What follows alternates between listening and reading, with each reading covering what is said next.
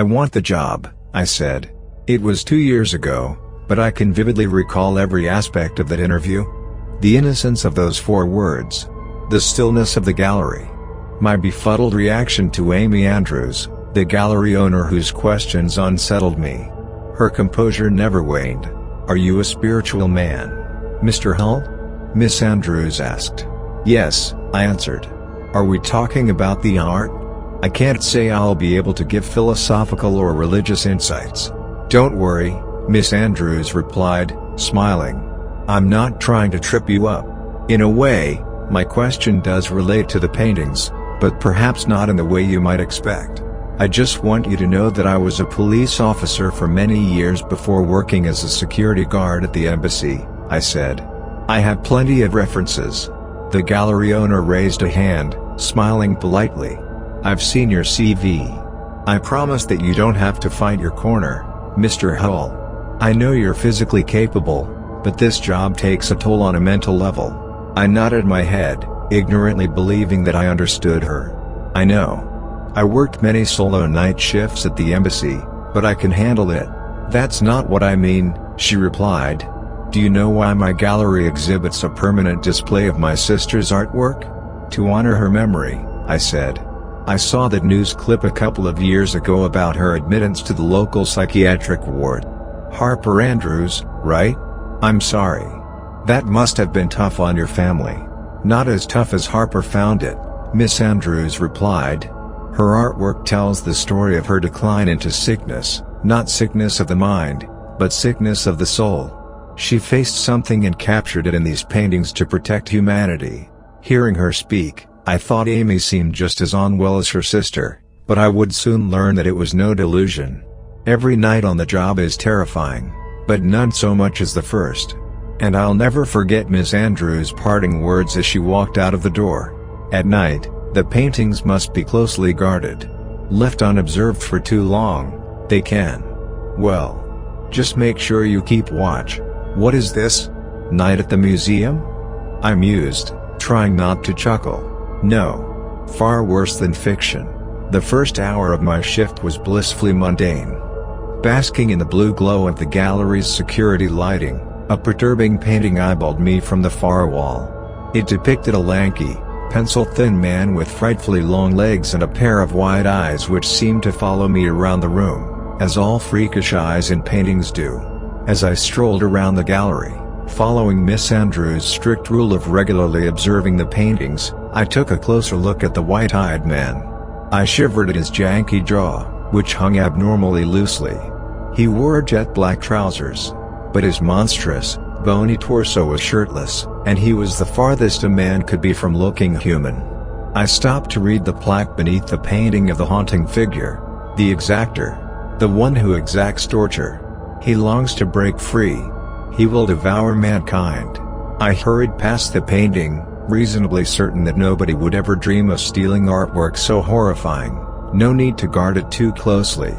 But the gallery didn't exactly become more joyous as I continued my round. They were petrifying. I should have given the paintings more than a cursory glance before applying for the job position. Another painting portrayed a young girl, no more than 10 years of age, who wore a bright red pinafore, plaited brunette hair, and a blank face. Not figuratively. Blank. In place of eyes, a nose, and a mouth, there was only skin. Taut flesh, painted with smooth brushstrokes that made Harper's intentions abundantly clear. The artist had not accidentally smudged the face. She had purposefully neglected to give the little girl any features. Harper's youth dies. As we age, we slowly come to life.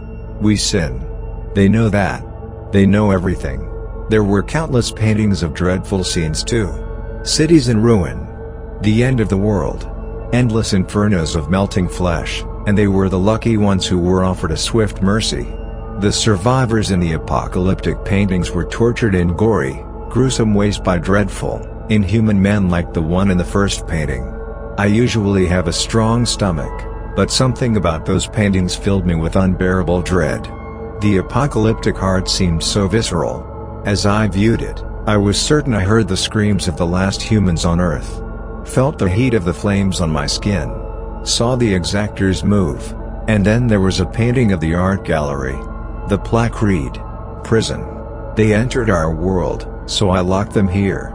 Feeling suitably terrified, I scurried to the sofa by the gallery's entrance and plopped myself down. I work a day job, and the night shift is just my way of making ends meet.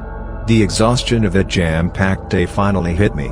It was only when I sat down on the sofa that fatigue walloped me like a wall. My eyelids closed. An hour later, a thrumming sound startled me awake. I twisted my head to see a notification on my phone, chuckling in relief. I opened the message from Kara, my wife, welcoming the distraction from my isolated, soundless night shift. But it was an odd message. "I was telling my mom about your new job, and she said you should look for another one."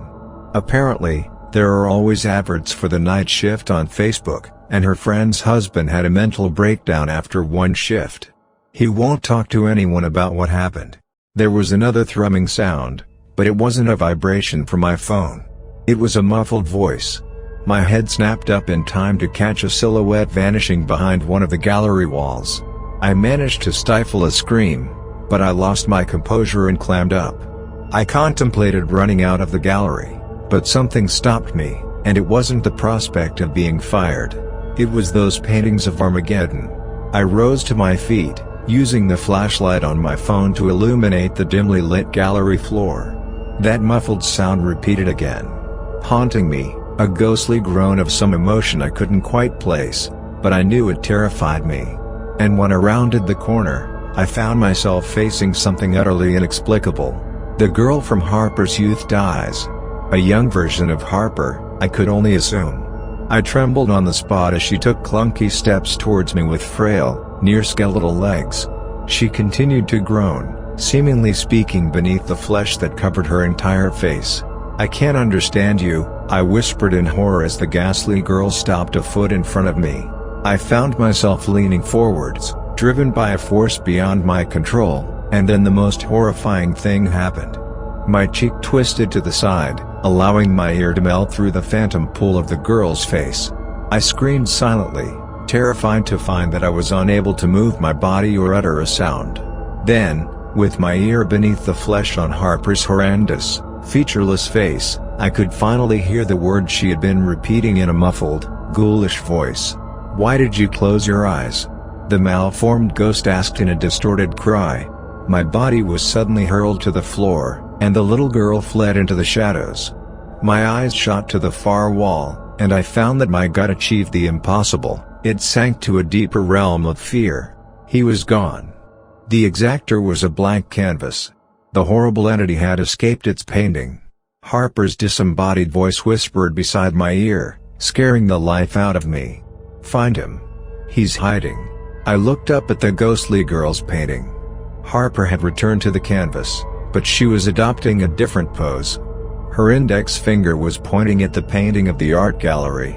I yelped in fright, seeing what she had noticed. Behind one of the painted windows on the empty top floor of the building, that inhuman man stood and watched me. Legs shaking, I walked across the gallery to the set of stairs in the back corner. They led to an out-of-bounds floor. Miss Andrews made that abundantly clear. But she also made it clear that I had to keep my eyes on the artwork, and I failed at that. I didn't really have any options. Quivering, I crept up the creaky wooden stairs to a floor that was littered with unhung paintings. The frames were shrouded in white sheets. And at the far end of the room, illuminated only by the moonlight which poured through the murky glass panes, I saw something truly terrifying. The exactor. He stood as tall as the ceiling, and his large form was crouching over an uncovered painting. As I crept closer, I saw what had captivated the terrible creature.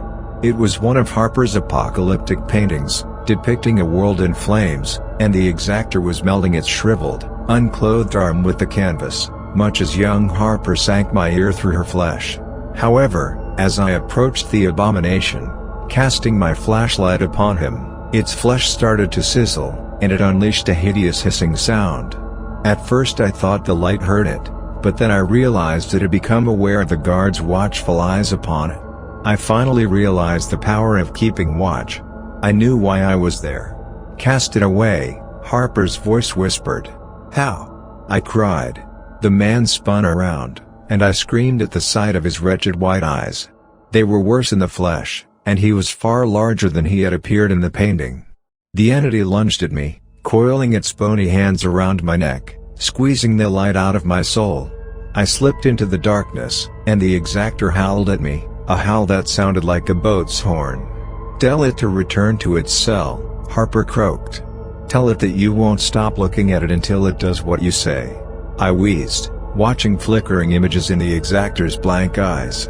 Prophecies of a direful destruction, a fiery vision of mankind's end at the hands of this terrifying apparition and its demonic army. He intended to scare me, but the thought of such a horrific future only motivated me to keep my eyes open.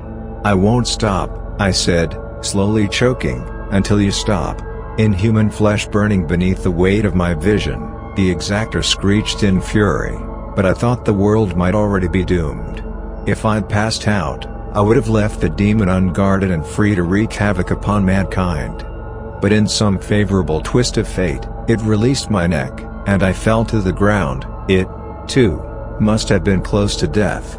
I crawled downstairs, and the canvases were filled with paint once more. Everything was back in its place. And the strangest thing is that I didn't hang up my hat. I didn't call it a day. When Miss Andrews came to the gallery at 6 in the morning, she seemed fully prepared to watch another traumatized guard quit the job. But I didn't. I couldn't. Not after seeing the exactor's apocalyptic desire. Too much is at stake.